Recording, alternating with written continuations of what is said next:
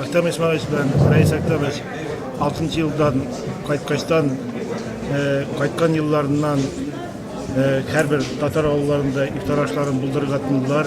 Бигинче көндә алар һәр елны халыкның китеп розада китеп алган бәйрәмнәре, халык бик теләп йөри, халык бик хуплый, матур итеп табыннар хәзерлибез, малын чалып.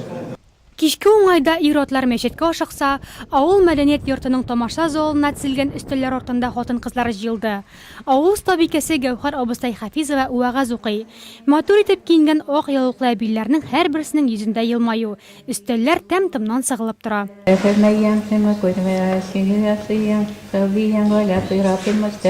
Авыз ашканнан соң акшам намазы, барысы да Рамазан ае тәртибе буенча. Кичке намазларын мәчеттә укып килгән ир-атлар да клубтагы бәйрәм өстәле артына утырды. Район мөхтәсибе Айрат хәзрәт Аюпов вәгазы һәркемнең күңеленә хуш килерлек иде. Ассаламу алейкум рахматуллах. Хөрмәтле газиз дин кардәшләрем, хөрмәтле сулпанлылар, хөрмәтле райондашларым, хөрмәтле балалар, апалар, әбиләр, абайлар.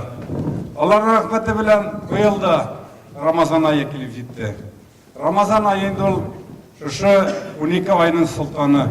Иң шәфәкатьле, мәрхәмәтле һәм бик саваплы ай. Шушы айда кеше үзенең гөнаһларын ярлык капарга тиеш. Мул өстәлләргә бер арты токмачлы аш, пылау, итле бәрәңге чыкты. Аш-су хәзерләүдә булышып йөрүче җирле мәктәп һәм мәдәният йорты хезмәткәрләре хәрәкәтенә күз иярми. Мәҗлесне яхшы итеп үткәрү өчен ул көнне Әхтәм Исмәгыйлевичнең җәмәгате Талия ханымнан да артыграк борчылучы кеше булмагандыр. Язмышының әлеге авыл белән бәйләнүенә быел төгәл ярты гасыр икән. Укытучы булып килгән җиреннән бирегә кияүгә чыгып калган. Нурлат Казанда яшәсәм дә, бирегә аерым бер тарту белән кайтам ди Талия ханым. Игелекне үз җирләрендә кылырга гадәтләнгән динле ул кызлар үстергән ана башкача булдыра да алмыйдыр инде ул. Ифтар мәҗлесе уздыруда аның җәмәгате һәм улы рәис инициативасы бит. Ул безгә салынган орлыклар әти-әнидән калгандыр инде. Үзебезнең балаларга, Рәискә дә, Гөлнәргә дә, кияүгә дә, киңнәргә дә үзебездән күчкәндер дип уйлыйм инде. Ничектер алар һәр елына шулай менә бу Нурлат районында үзләренең хуҗалыкларында һәрбер татар авылларында мәҗлес үткәрәләр, хаҗга җибәрәләр.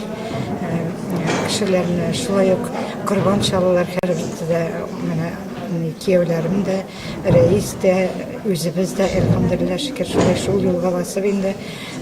Минем пенсиягә чыкканнан соң шулай күчеп алар да шулай хаҗга бардык барыбыз да, улым да, Рәис әнтә барды, Гөлнәрләр дә, кияүләрем дә, барысы да, Әхтәм дә барыбыз да шулай үзем дә бардым штаб кыра. Мәҗлес һәркемнең күңеленә хуш килде.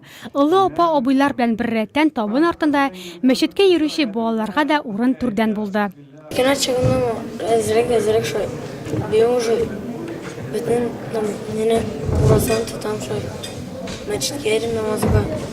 Шундый балалар булганда, иншалла, авылда динле, халык та иманлы булыр. Игелекне үз җиреңдә кылу савап. Шуңа да районда Сөләймановлар үрнәгенә йөрүчеләр тагы да булсын иде диде район мөхтәсибе Айрат хәзрәттә.